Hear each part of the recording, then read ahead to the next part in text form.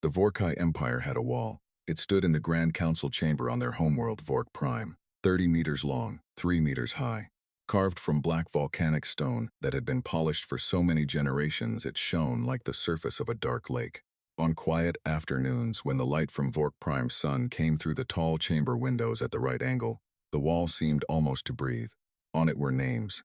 164 names, each one cut by hand into the stone and filled with molten gold. They were the names of civilizations, species, empires. Every one of them was gone now, either absorbed into the Vorkai Empire as conquered territory, or destroyed so completely that nothing remained but ruins and memory. The Vorkai called it the Wall of Proof, not the Wall of Glory, not the Wall of Victory.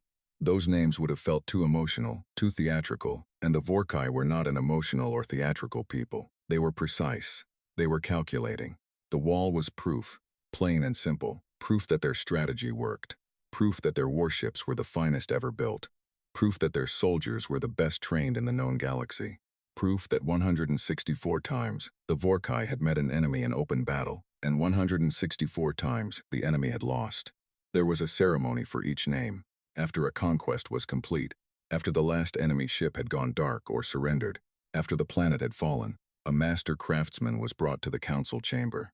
He would take his tools and spend 3 days cutting the new name into the stone, perfectly proportioned letters, perfectly spaced. Then the gold was poured. Then the wall grew by one more name. Then the celebrations would begin. Supreme Commander Zethkar had attended 22 of those ceremonies in his lifetime. He had fought in 11 of the campaigns personally, watching the others from a command chair or through the reports that came across his desk.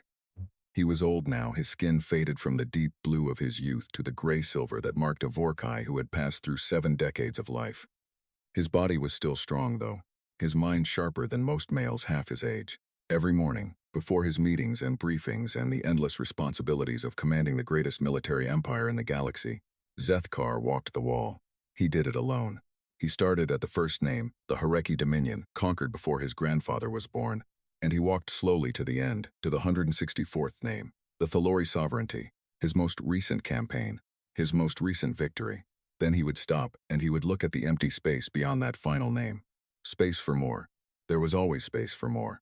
He was finishing his walk on an ordinary morning when his senior aide entered the chamber at a quick step, the kind of step that meant news. The aide was young, barely 30, with the crisp uniform and careful movements of someone who had studied exactly how to present information to a superior officer without wasting a single word. Supreme Commander, the deep survey team from Sector 44 has returned. Zethkar kept looking at the wall. Report. One civilization found single planet species, calls itself humanity. Their world is called Earth. Third planet from a yellow star approximately 700 light-years from our current outer border. Single planet. Zethkar turned. They have not colonized beyond their own star system. They have a very small number of research outposts on their neighboring planets. Nothing that could be called a military presence. No colonies. Their entire civilization exists on one world, Supreme Commander. Zethkar was quiet for a moment. What are their weapons? Chemical propellant projectile weapons, primarily. Early-stage directed energy weapons, still in development. Missiles of limited range. Their warships are small. Our analysts say their largest warship is about the size of one of our standard supply carriers. Nothing larger. Nothing with faster-than-light capability, though they appear to be researching it. Population? Approximately 8 billion. A pause. Then Zethkar made the low rumbling sound that was the Vorkai equivalent of a laugh. He turned back to the wall, found the empty gold space beyond the 164th name, and stared at it. "Show me," he said. The aide produced a datapad and activated its holographic display. Images bloomed in the air. A blue and green world wrapped in white cloud, beautiful from orbit in the way that worlds rich with water often were. Thin metal ships floating in orbit like toys. City lights glittering across the dark side of the planet. Population charts, resource assessments, military capability breakdowns. Zethkar studied each image slowly. He looked at the ships for a long time, then the weapons data, then the orbital defense platforms, which were small and few. Their history, he said. The survey team recovered significant amounts of their data. Our translators are still working through most of it. But the summary is clear. They are a warlike species. They have been fighting each other for most of their recorded history. Multiple wars, some devastating. They nearly destroyed their own planet twice that we can identify.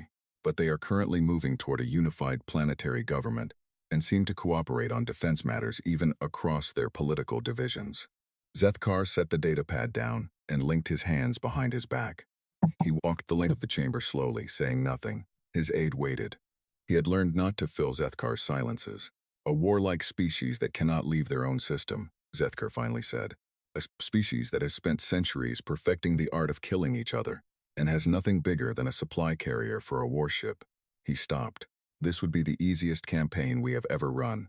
Our analysts estimate 3 to 7 days from first contact to full surrender, Supreme Commander. And they call that estimate generous. Very much so. Zethkar looked at the wall one more time. At the 1 in 64 gold names. At the empty space waiting. Call the council, he said. We will formalize this and assign a fleet commander. The council met 3 days later. 17 senior members of the Vorkai military and political leadership, seated around the long table in the chamber. Zethkar stood at the head of the table and presented the survey data himself, which was unusual. Normally that was a task for junior staff. But this was the 165th campaign. He wanted to look at the council's faces when they understood what they were dealing with. He was not disappointed. By the time the presentation finished, several of the council members were already smiling. Fleet Councilor Marin, the oldest member of the council, had fought in 9 campaigns. He looked at the image of Earth, hanging in holographic display above the table, at its small ships and its limited weapons, and he said what several were thinking. We are sending a full fleet for this.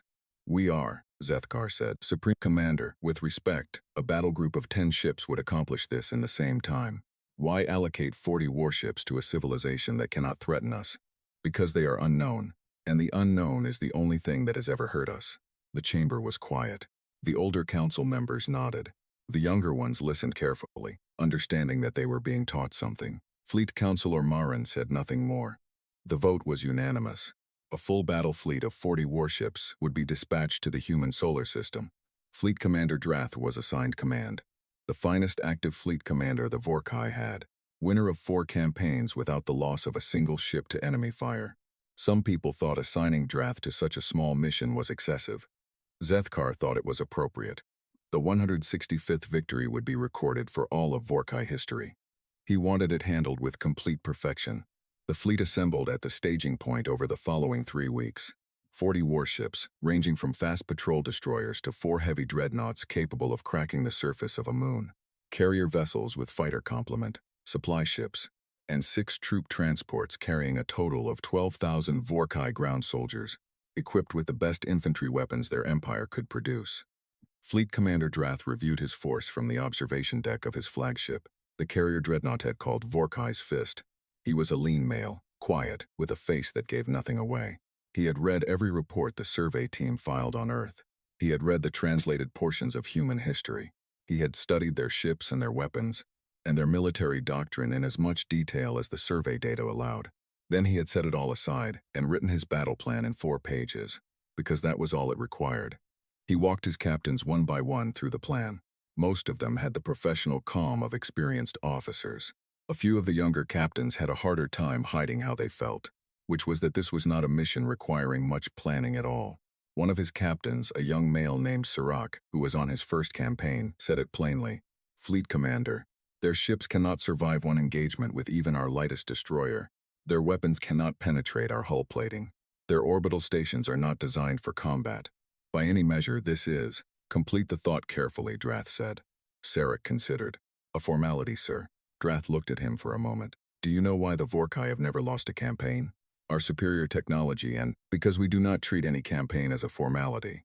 Drath's voice was flat and even, not angry, just certain. Every enemy we have ever fought believed they had something worth fighting for.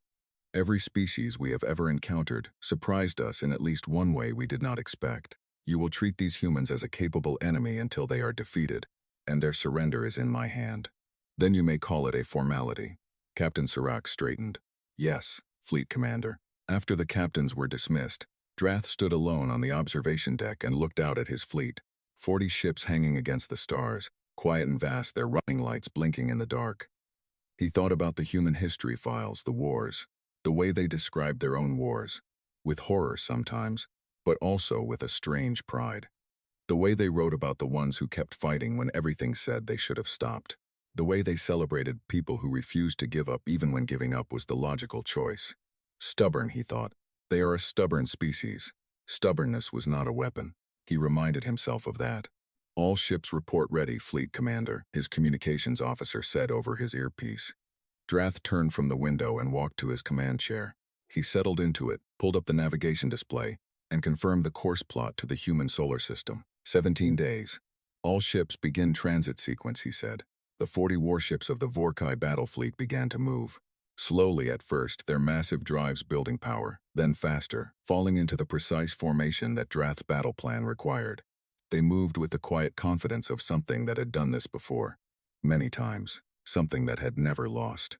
Behind them, on Vork Prime, the wall of proof stood in the Grand Council chamber, its 164 names gleaming. Space at the end, waiting. In the solar system 700 light-years away, a blue-green planet turned in the light of a yellow sun. Its oceans shimmered. Its cloud cover shifted. Its city lights blinked on as the dark side turned into evening. It had no idea. Or at least, that was what the Vorkai believed.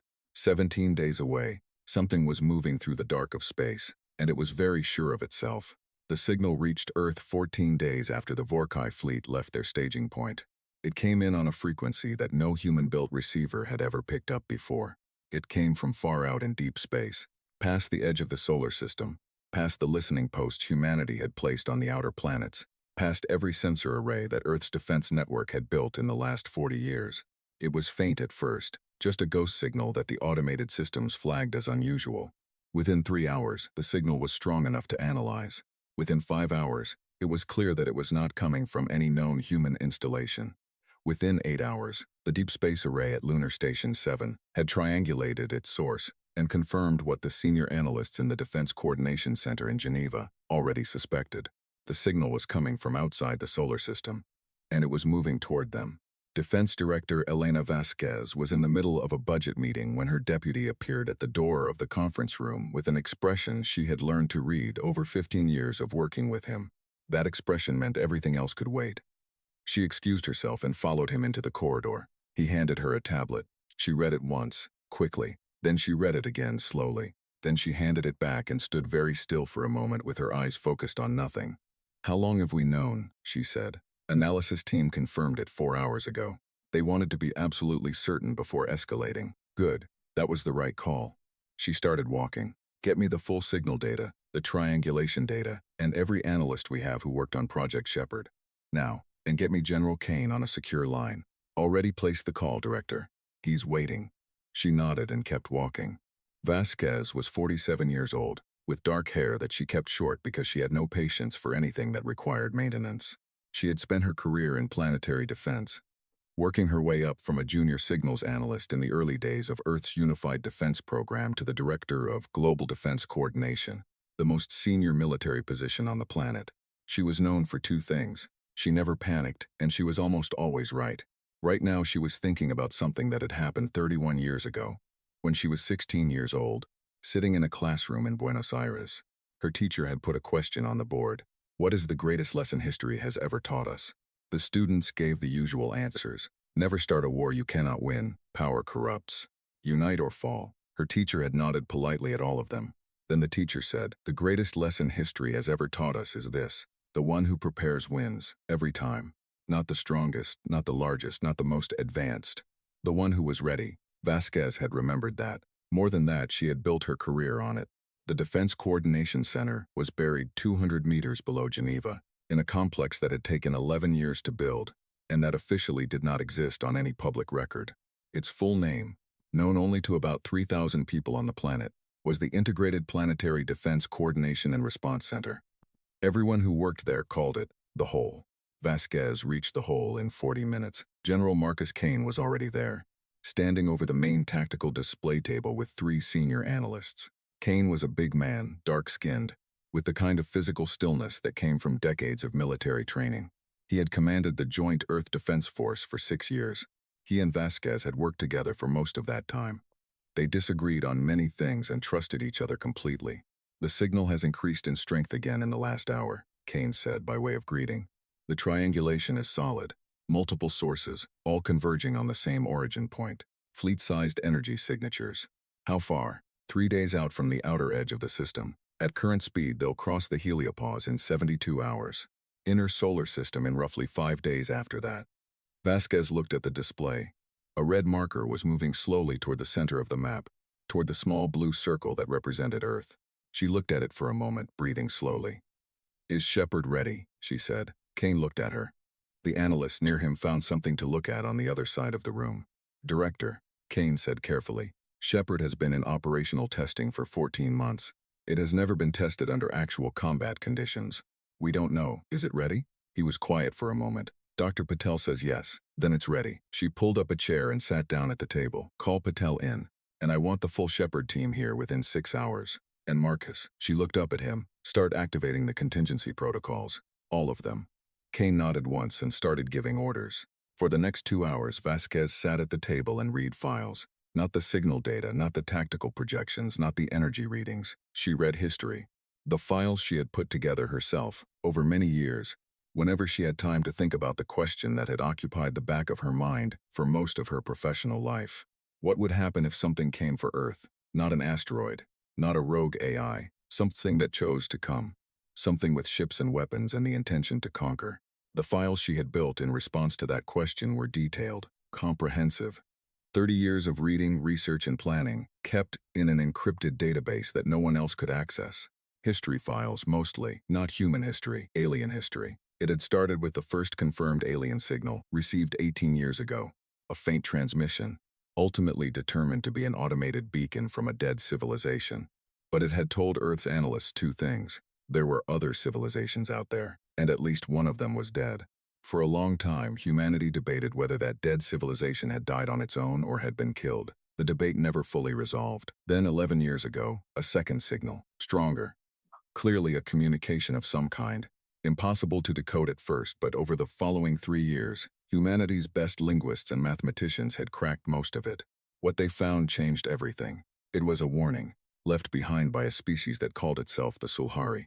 A long, detailed warning, broadcast on a frequency that would eventually reach every technological civilization in the galaxy. Assuming those civilizations had enough time to receive and decode it, the Sulhari had been a spacefaring civilization for over 1,000 years. They had colonies on 20 worlds. They had been expanding carefully and peacefully for centuries.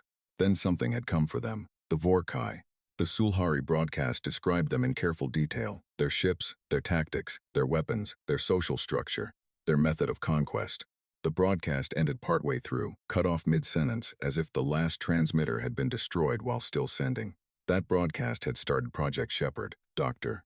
Aryan Patel arrived at the hole 5 hours after Vasquez's call. He was 42, small and slightly built, with the distracted look of someone whose mind was always running 3 problems ahead of the conversation. He was the most important person on the planet, a fact he was quietly uncomfortable with. He led the team of 500 scientists and engineers, who had spent the last 11 years building something that had never been built before. Vasquez met him at the entrance of the main operations room. She skipped the greeting. "The signal is confirmed," she said. "It matches the ship signatures in the Sulhari records. Fleet-sized. Approaching from the direction the Sulhari records indicated the Vorkai operate in." Patel pulled up the signal data on his tablet. He was quiet for a long time, scrolling through numbers. Then he set the tablet down and rubbed his eyes. "We knew this day might come," he said. "We built for it," Vasquez said. "Is it ready, Aryan?" The real answer, not the answer from the test reports. Patel thought for a moment. There was a long pause. "Yes," he said. "But Director, what we built was designed based on the Sulhari records and our analysis of the physics involved. We have never seen Vorkai ships in person. We have never tested against their actual materials or their actual shielding. There are variables we cannot account for. There always are." "Yes." He paused. "The principles are sound. The engineering is sound. Everything we understand says it will work." He looked at her steadily. "But I want you to understand that we are going to find out things we don't know once the shooting starts." "I understand." Vasquez turned back to the tactical display. "Get your team settled in. I want full readiness reports every 4 hours. Patel nodded and moved away. General Kane appeared at Vasquez's shoulder. "Contingency protocols are active. We've begun the quiet evacuations from the most exposed surface positions. Public messaging protocols are ready to go when you give the order." "Not yet," Vasquez said. "I want to wait until we have a clearer read on their approach and intentions. The last thing we need is 8 billion people in full panic before we know what we're dealing with." Kane accepted this. He had learned not to argue with Vasquez's pacing. She was almost always right about timing. Over the next 48 hours, the hole became the nerve center of everything. The signal from the approaching fleet grew stronger by the hour. Better resolution on the energy readings meant better ship counts, 40 warships, massive by any standard Earth had ever measured against. The four heaviest signatures were clearly dreadnoughts, a class of warship the Sulhari records described in detail. Ships so large they were designed to crack through a planet's atmospheric shield with sustained bombardment. The analysts were careful with their expressions when they reported these numbers. Some of them were less careful in the corridors, where Vasquez occasionally heard the word she had specifically asked people not to use. Impossible. She understood why they said it. She had said it herself, once 11 years ago, reading the Sulhari records for the first time. 40 warships from a civilization that had beaten 164 other civilizations, coming to a planet that, as far as anyone knew, had never fought a battle beyond its own atmosphere. By any rational measurement, this was impossible to survive, but Vasquez had not spent 30 years preparing for the rational measurement. She had spent 30 years preparing for the actual fight, and the actual fight, she had always believed, was never decided by who had the better weapons on paper. It was decided by who had thought harder about winning. She stood at the tactical display on the last night before the Vorkai fleet would enter the outer solar system. The whole was quiet around her. Most of the staff had rotated for rest. The overnight watch moved slowly, checking their stations, updating their data. On the display, the red marker moved, steady, patient, certain. Behind Vasquez, on a secondary display that she had quietly left active, an image played on loop. It was from the Sulhari records, a planet the Sulhari had described in their warning. The third world they had tried to defend against the Vorkai. A world that had possessed more warships than Earth had by a significant measure. A more advanced civilization, better weapons, more experience in space combat. The Vorkai had reduced it to a scorched ruin in 11 days. She looked at it for a long moment. Then she turned back to the tactical display. She thought about her teacher's question, 31 years ago. The one who prepares wins, director. The overnight watch officer's voice was quiet. The fleet just crossed the outer heliopause marker. They're inside the system. Vasquez straightened. Sound the full readiness, she said. Wake everyone up. A moment later, the alarm tones began to sound through the hole. Soft but clear. People came awake, came to their stations, came to their posts. Vasquez looked at the red marker on the tactical display. Closer now. Still moving with that same steady, patient certainty. She had one thought, very clear and very calm. They have no idea what is waiting for them. And she smiled. The Vorkai fleet crossed into the human solar system on a Tuesday. Nobody on Earth planned it that way. It was just how the numbers worked out when you factored in transit speed and distance. A Tuesday afternoon, gray and cold over Geneva, with light rain falling on the roof of the building above the hole, somewhere 200 meters over Vasquez's head. The first thing Fleet Commander Drath did after his navigation officer confirmed they had crossed the outer system boundary was order a full sensor sweep. Standard procedure. Always know your battlefield before you enter it. The results came back within the hour. Drath sat in his command chair and looked at them carefully. His senior tactical officer, a veteran named Hross who had served in 3 campaigns, stood beside him and said nothing while Drath read. Hross had learned that Drath liked silence when he was processing data. The sweep showed what the survey team had shown him. 1 inhabited world, 3rd from the yellow star. Multiple orbital stations, none heavily armed. Several small defensive platforms. A scattering of minor installations on other planets and moons. A handful of small warships in various positions around the inner system. The sensor sweep also showed something the survey team had not included in their reports. What is this reading here? Drath said. He pointed to a dense cluster of small energy signals that appeared to be distributed throughout the inner system in a wide, loosely structured pattern. They were faint, easy to miss. The kind of thing that a less careful sensor operator might have written off as interference. Hross leaned over the display. He studied it. Low-power signatures. Very small individual sources, widely spaced. He ran the data through the analysis system for a moment. Could be debris, meteoroid material. Some of those signals look similar to the interference patterns we get in asteroid belts. Are there asteroids in that region? No significant concentration, sir. Drath looked at the readings for another moment. Then he looked up at the main viewport. The solar system was spread out before him, unimaginably vast, the yellow star bright at its center. Flag it, he said. Monitor those readings as we advance. I want to know if they change. Yes, Fleet Commander. Hross flagged the readings. The data analyst team was notified. They would watch it. Then Drath gave the order to begin the advance toward the inner system, and the fleet moved. and the flagged readings remained in the back of his mind the way small things sometimes did. Present but unurgent, like a pebble in a boot that was not quite sharp enough to demand immediate attention. He had a surrender demand to deliver. In the whole, the moment the Vorkai fleet began its inter-system advance, every display in the main operations room updated simultaneously. Vasquez was standing at the tactical table. Kane was beside her. Patel was 3 stations away, running calculations on a separate screen. The room was full, every seat occupied, every station manned. "They're moving," the tracking officer said. It was unnecessary. Everyone could see it on the displays, but people say obvious things when they are nervous. "How long to weapons range of the inner system defenses?" Kane said. "At their current speed, approximately 11 hours. Vasquez nodded. "Any communications from them?" Not yet. She had expected this. The Sulhari records described the Vorkai communication protocol in detail. They would advance to a position they considered optimal. Close enough to be visually imposing. Far enough to be out of immediate range of any defensive response. And then they would send their message. A demand. Short, blunt, surrender or be destroyed. The Sulhari had tried to negotiate. The Vorkai had given them 48 hours and then attacked.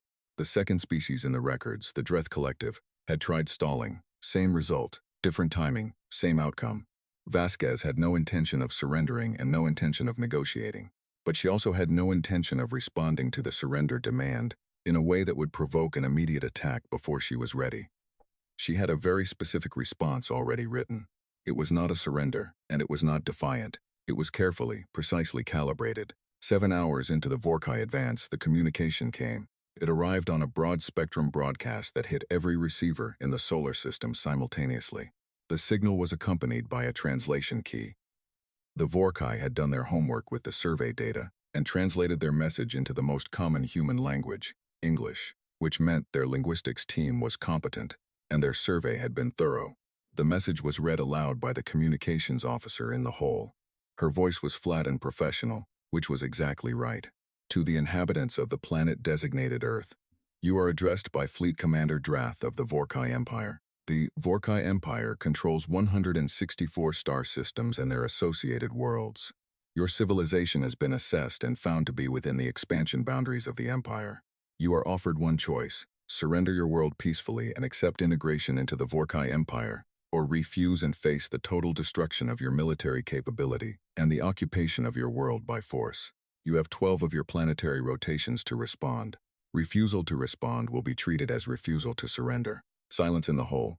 Then, from somewhere in the back of the room, one person started to laugh. It was a short, involuntary sound, quickly suppressed. Vasquez did not look to see who it was. She understood the impulse completely. She had already read the pre-approved response that the full Planetary Council had signed off on 2 days ago. In the event that the fleet arrived and issued exactly this message.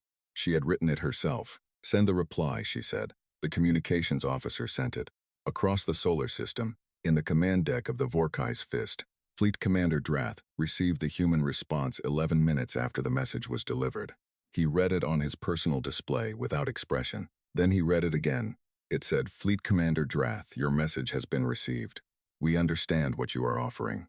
We request an additional 24 hours to formally consult with our planetary governing bodies before providing a complete response. Our preliminary position is that we do not intend to surrender. We ask that you hold your current position during this period.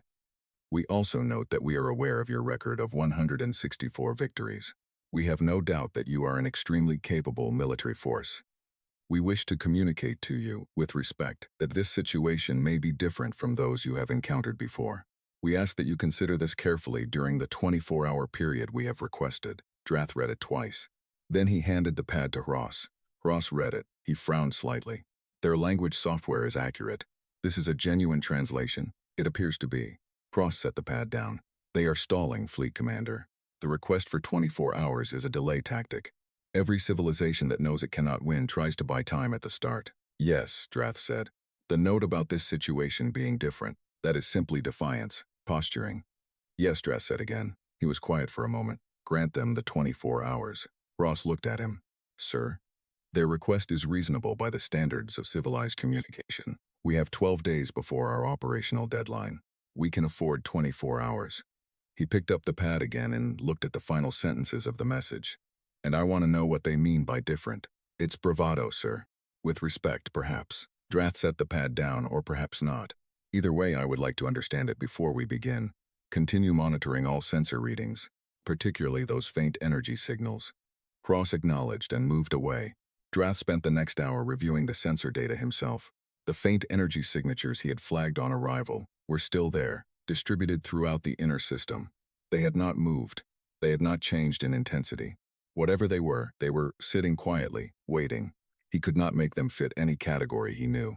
During the 24 hours that followed, the hull operated at full capacity without stop. The Shepard network ran final activation checks. The defensive grid above Earth cycled through its last readiness tests. Every human warship in the solar system moved to its assigned position. These movements were made slowly, calmly, without the kind of large-scale maneuvering that might look like preparation for an attack. Vasquez had been very specific about this. Do nothing that looks aggressive. Do nothing that looks rushed. Give them no reason to strike early. On Earth's surface, the public had been told that a significant extraterrestrial contact event was in progress, and that all citizens should shelter in place and follow emergency protocols. The message was careful, calm, and deliberately light on specifics. There were some panic in cities. There was also, in many places, something harder to describe. A kind of collective steadying, a squaring of shoulders, a clenching of jaw. Humanity had been afraid before, many times, of plagues, of its own weapons, of storms and earthquakes and famines. Fear was not new to them. What they did with it was. On the 24th hour, Vasquez sent the formal response. Drath received it and read it on the command deck, standing this time, not sitting. Fleet Commander Drath. This is Defense Director Elena Vasquez, speaking on behalf of the unified government of Earth. We have completed our consultations. Our position is final. We will not surrender. We have inhabited this world for 300,000 years. We have fought for it, suffered on it, nearly destroyed it ourselves, and survived. We do not intend to give it to anyone. We are aware of your record. We respect the capability it represents. We are also telling you honestly that we are prepared for this fight, and we are asking you, one final time, to reconsider your course of action. If you choose to advance, we will defend ourselves with everything we have. This is not bravado. This is a statement of fact. The choice is yours. Drath read it. Then he put it down and said, all ships, battle formation. We advance on the inner system. The 40 ships of the Vorkai fleet began to move again, accelerating this time. Battle formation was a tighter, more aggressive arrangement. Ships positioned to provide overlapping fields of fire, to protect each other's flanks, to respond to attack from multiple directions simultaneously. It was the formation the Vorkai had used in most of their 164 campaigns. It had never failed. Drath stood at the main viewport and watched the yellow star grow slightly brighter as they advanced. Around it, a small blue-green world turned in its orbit, patient as planets always are. He thought about the response from the human director. One phrase stood out. 300,000 years. We have inhabited this world for 300,000 years. The Sulhari had been a spacefaring civilization for 1,000 years when the Vorkai destroyed them. The Thalori sovereignty, the most recent name on the wall, had been active for 800 years. Most of the civilizations the Vorkai had fought were measured in centuries. 300,000 years. He had not known humans were that old. He set the thought aside. Age was not a weapon either. Tactical, he said. What is the current read on those unidentified energy signatures? The tactical officer checked his station. His face changed slightly, just a fraction. But Drath saw it. Fleet Commander. The signatures have changed. They're no longer faint. Drath turned. Meaning what? Meaning they've powered up, sir. The officer's voice was careful and controlled. All of them. Simultaneously, in the last 4 minutes, the command deck was quiet. How many? Drath said. The officer ran the count. It took a moment, because the signatures were spread widely across the inner system, and there were more of them now than the sensor sweep had originally found. Many more. Fleet Commander. We are reading over 3,000 individual power signatures. Nobody on the command deck spoke. Drath looked at his sensor display. 3,000. Spread across the inner solar system, each one small, each one now showing active power levels. They had been invisible on arrival, or near enough, powered down, cold, waiting. Like something in hibernation. Like something that had been placed there on purpose. Waiting for exactly this moment. He thought about the human director's words. We are prepared for this fight. This is not bravado. This is a statement of fact. All ships, shields to full power, Drath said. His voice was level, weapons hot. Maintain formation. And across the inner solar system, in 3,000 small vessels that the Vorkai had dismissed as debris when they first arrived, power levels continued to climb. They were not ships. That was the first thing the Vorkai tactical teams established in the frantic 10 minutes after the signatures powered up.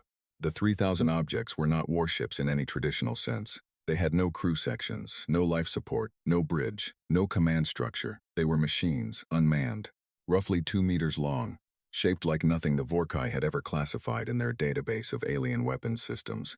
Some were cylindrical, some were angular. All of them were now pointing in the same direction.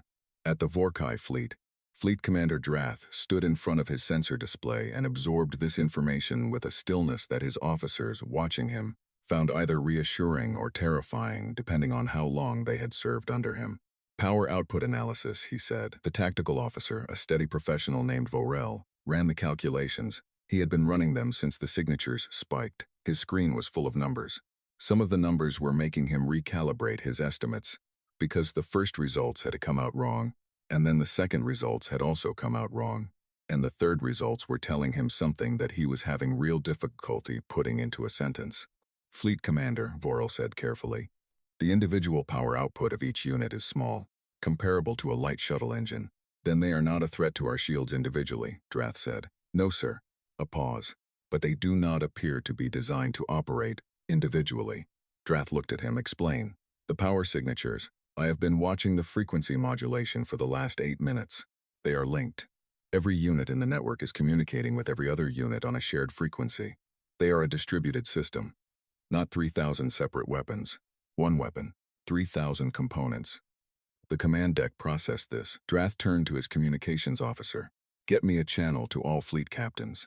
In the hole, Vasquez watched the sensor displays with the same focus she had been bringing to them for the last 6 hours without sleep. The coffee beside her had gone cold. She had not noticed. Shepard network is at full activation, Patel said from his station. His voice had the tight quality of a man trying to sound calmer than he was. All 3,012 units are networked and responsive. Central coordination is holding. How long until they're in the optimum engagement window? At their current approach speed, 14 minutes. They're still in long range. I would not fire at this distance. He hesitated. Director, I want to note again that we have never tested this system at full scale against a real fleet. The simulations suggest. I know what the simulations suggest, Vasquez said. I've read them. When they're in the window, we fire. Patel nodded and went back to his screens. Kane appeared at her shoulder. Our conventional forces are in position. If Shepard doesn't perform as expected, we have the fallback formations ready. Vasquez said nothing. She was watching the fleet's approach on the main display. 40 red marker, moving in tight formation. Their battle configuration, clear, disciplined, tight spacing, overlapping defensive fields, exactly as the Sulhari records had described. The Sulhari had tried to fight the Vorkai with conventional warships. They had matched the Vorkai's formation with their own fleet, trading fire, trying to use numbers and bravery to compensate for the technology gap. They had lost 200 ships in 6 hours. Then they had lost their home system. Then they had lost everything. The lesson Vasquez had taken from that record was not that the Sulhari should have fought harder. It was that they had fought the wrong fight. The Vorkai were supreme at conventional fleet engagement. There was no point in fighting them conventionally. You did not beat the best boxer in the world by trying to box them. Patel had understood this immediately 11 years ago, when she had first shared the Sulhari records with him. He had spent one evening reading the records, slept on it, and come back the next morning with a sketch on a notepad. It was rough, barely legible, but the concept was clear. You don't fight their ships, he had said. You fight the space between their ships. 11 years later, that notepad sketch was the most expensive weapons project in human history, and it was about to be tested. Drath was 2 minutes into his all-captain channel communication when the first Shepard units fired. The effect was not what anyone on his fleet expected, because they did not understand what they were looking at. It was not a beam weapon. It was not a projectile. It was not any classification of energy weapon the Vorkai database contained. What the forward sensor operator on the destroyer Vorkai Swift described, in the report that would be filed later, was a spatial distortion event originating from outside the ship. The Vorkai Swift was in the forward position of the fleet's left flank. It was a fast destroyer, 240 meters long, crewed by 108 personnel. Its shields were at maximum power and its weapons were hot. It was exactly where the battle formation required it to be. It ceased to exist at 14:32 Geneva time on a Tuesday afternoon. Not destroyed in the traditional sense. Not blown apart by an explosion. leaving debris and energy signatures for the sensors to track. The Vorkai Swift's hull, all 240 meters of it, simply stopped being present in its location and did not appear anywhere else that sensors could find. Gone. The fleet's sensor network registered its disappearance as a glitch for 0.3 seconds. Then the computers caught up and redesignated the contact as destroyed. Drath was still on the all-captain channel when it happened. He saw the Swift's signal vanish on his tactical display, a ship that had been in his fleet for 3 years, crewed by people he had personally reviewed. There one moment and not there the next. Swift report, his communications officer said. Procedure. Even when you already knew. No response. Weapon signatures, Drath said. Nothing we can classify, Fleet Commander. There was a spatial anomaly reading at the Swift's position approximately 0.4 seconds before its signal was lost. We have no category for the reading. Drath kept his voice even. All ships evasive, maintain formation integrity. Sensor teams, full analysis of the anomaly reading now. The fleet began its evasive maneuver. It was a good maneuver, precise, disciplined. The kind of response that took years of training and experience to execute at fleet scale without losing formation integrity. The Vorkai were very good at it. It did not help. The second disappearance happened 40 seconds later. The dreadnought Unbroken Fist, 1,200 meters long, 600 crew, 4 massive main batteries capable of stripping the atmosphere from a small moon. There one moment, not there the next. No debris, no explosion, no final message from the crew, no wreckage tumbling away from the point of impact. Nothing, just absence absolute and complete, like a light that someone had switched off. In the hole, Vasquez watched the dreadnought's marker disappear from the tactical display. Around her, the room was so quiet she could hear the ventilation system. Then someone said very quietly, "Oh my God," not in fear, in awe. Patel was shaking slightly, she noticed. His hands on his keyboard were unsteady. He was staring at his screens with the expression of a man watching 11 years of his life either succeed beyond anything he had dared to imagine or fail in the most public way possible. He could not yet tell which. The numbers kept updating. The Shepard units were cycling through their firing sequence. The network was functioning exactly as designed. Better than designed, actually. The coordination latency was lower than the simulations had predicted, which meant the firing rate was higher than expected. "It's working," Patel said. His voice was barely above a whisper. "It's actually working." In space, the Vorkai fleet was in trouble. The third, fourth, and fifth disappearances happened in the span of 90 seconds. A cruiser, another destroyer, a second dreadnought, each one vanishing without trace, without debris, without the kind of dying that ships are supposed to do when they are destroyed. The Vorkai fleet's sensor network was screaming with anomaly readings that its analysis systems could not categorize, because they had never been programmed to categorize this. Drath stood at his station and watched his fleet shrink on the tactical display and forced himself to think clearly, to work the problem, to find the response. This was what the Vorkai did. This was why they had won 164 times. Find the pattern, find the source, neutralize it, tactical, trace the anomaly readings back to their origin points. Vorel was already doing it. He had been doing it since the first disappearance. The problem was that the anomaly readings did not trace back to a single origin point. They traced back to thousands of origin points, distributed across the entire inner system, each one firing in a coordinated sequence that Vorel's analysis system was working hard to map. Fleet Commander, the sources distributed. 3,000 individual units. Each unit produces a localized spatial distortion of limited range and power. The units are networked. They're firing in coordinated sequences that create compound events at the target point. "Can we target them?" Drath said. "Yes, sir. Their positions are now clearly readable. We can engage them." "Do it. All forward batteries, prioritize the nearest units. Destroy them." The fleet opened fire. Vorkai main batteries were powerful. They were among the most destructive directed energy weapons in the galaxy. They could burn through conventional hull armor at long range, and had once, in the Thalori campaign, cut a military orbital station in half with a 3-second burst. The Shepard units had no hull armor. They were small, unshielded machines. The first Vorkai salvo destroyed 46 of them cleanly, each one hit, each one gone. 3,012 units became 2,966. The network did not miss a beat. The coordination frequency adjusted automatically for the missing nodes. The firing sequence continued. Another Vorkai ship vanished. Drath understood then. Not fully. Not in a way that told him how the weapon worked at a physics level, but tactically. With the cold clarity that had made him the best fleet commander his empire had, he understood the math. 40 warships.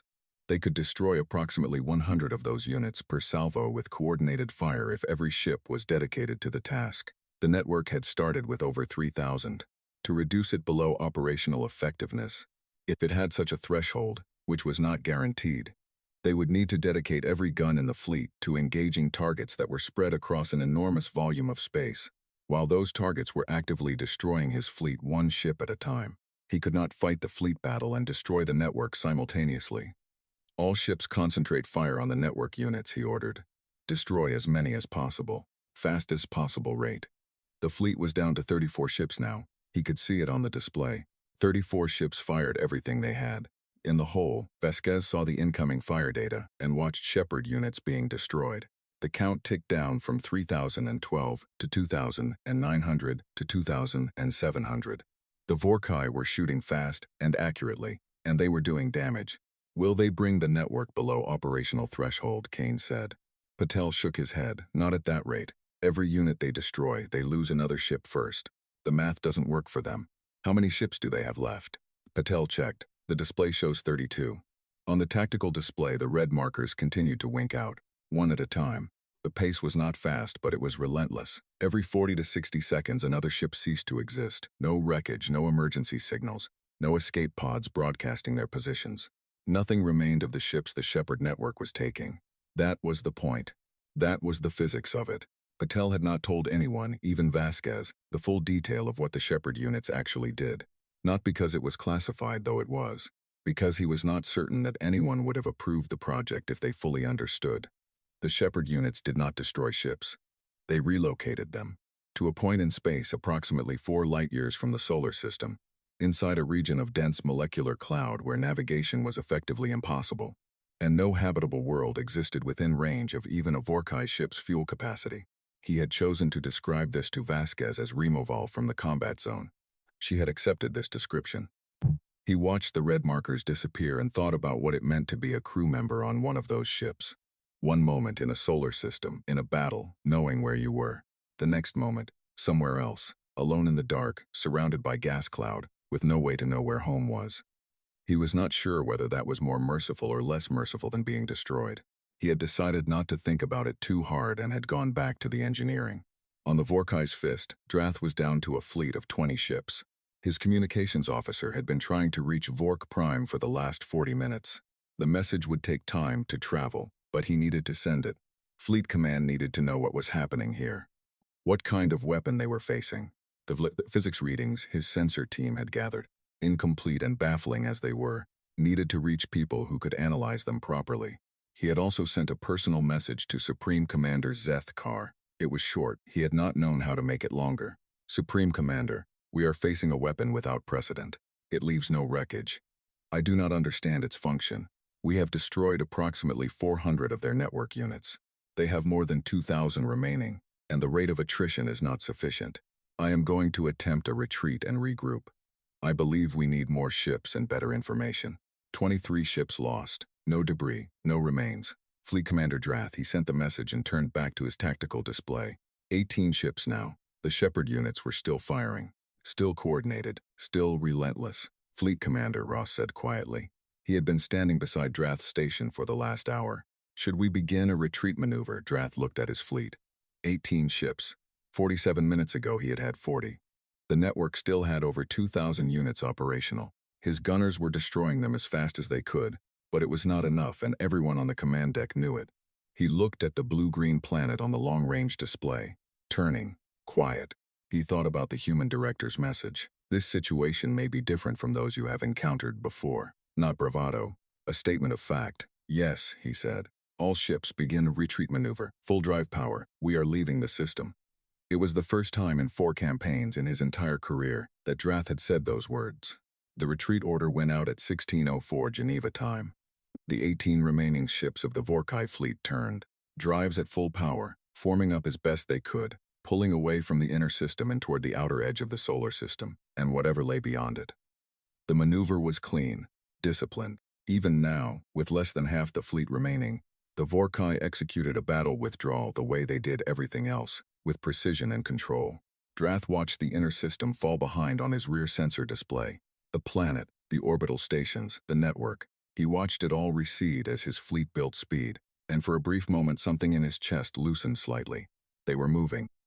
They were getting out. They still had 18 ships. The retreat was working. Then the sensor officer said, "Fleet Commander, the network units are moving." He turned. "Moving where?" "They're repositioning."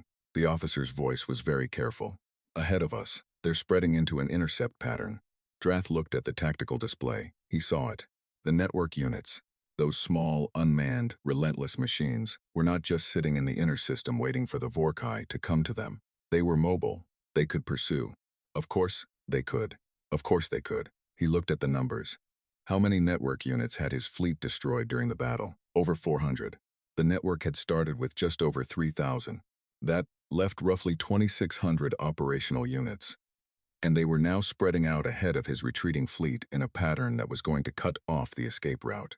"Can we go around them?" he said. The tactical officer ran the calculations. It took 30 seconds.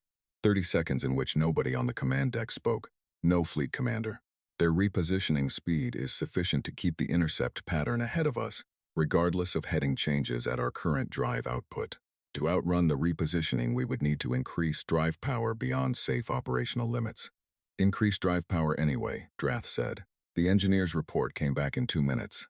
They could push the drives to 120% of rated output. It would risk drive failure. It might work. It did not work. The network units were faster at their repositioning speed than the fleet was at 120% drive power. The intercept pattern held and tightened as the Vorkai ships pushed harder. Every heading change the fleet made was matched. They were not being allowed to leave. In the hole, Vasquez watched the retreat attempt on the tactical display with her arms folded and her expression blank. "They're trying to run," Kane said. "I know. Do we let them?" Vasquez was quiet for a moment. This was the question she had thought about more than any other in the 11 years of building Shepard. Not the technical questions, not the physics, not the engineering. This question: do we let them run? If she let them run, they went back to Vork Prime with sensor data, with information about what they had faced, with the knowledge that Earth had something that could defeat their fleet. They would come back. They would come back with more ships, better prepared, having analyzed whatever fragments of information their sensors had gathered. They had a wall with 164 names on it. They would not accept the loss of a single campaign without response. If she did not let them run, no information went back. No sensor data, no battle reports, no returning ships to tell the story of what had happened here. The Vorkai Empire would send a fleet to Earth, and that fleet would not come back. And no one in the galaxy would know why. That was a different message. She had thought about it for 11 years. "No," she said, "we don't let them run." Patel heard her from his station. He did not say anything. He turned back to his screens and made the adjustments to the network's targeting parameters that the order required. His hands were steady now. Whatever shaking had been in them earlier, in the battle, was gone. He was deep in the work, in the place he always went when there was a problem to solve. And in that place, his hands were always steady. The network units completed their repositioning and began their final engagement sequence. Drath's fleet had 13 ships when the second phase of the network's attack began. He had one option left and he took it. He split the fleet. 7 ships broke left, 6 broke right. 2, including his flagship, continued on the original heading. It was a maneuver designed to force the network to divide its attention, to thin out the intercept pattern, to create at least one lane of escape for at least some of his ships. It was a good maneuver. It was the correct tactical response to his situation. 3 of the 7 ships on the left vector disappeared before they had traveled 2 minutes on the new heading. 2 of the 6 ships on the right vector disappeared in the same interval. The network did not thin. The network did not choose a direction and commit to it and leave the others uncovered. It adapted. Instantly. Every change in the Vorkai formation was met with a coordinated redistribution of the network units that maintained coverage across all vectors simultaneously. 11 ships, then 9, then 6. Then the Vorkai's Fist Fleet Commander Drath's flagship was alone. He did not know what had happened to the other ships because their signals had simply vanished. The same way every other ship in the fleet had vanished, one by one. No last messages. No distress signals, no debris, just gone. Drath stood on his command deck and looked at his tactical display. One ship, one red marker, alone in the outer reaches of the solar system.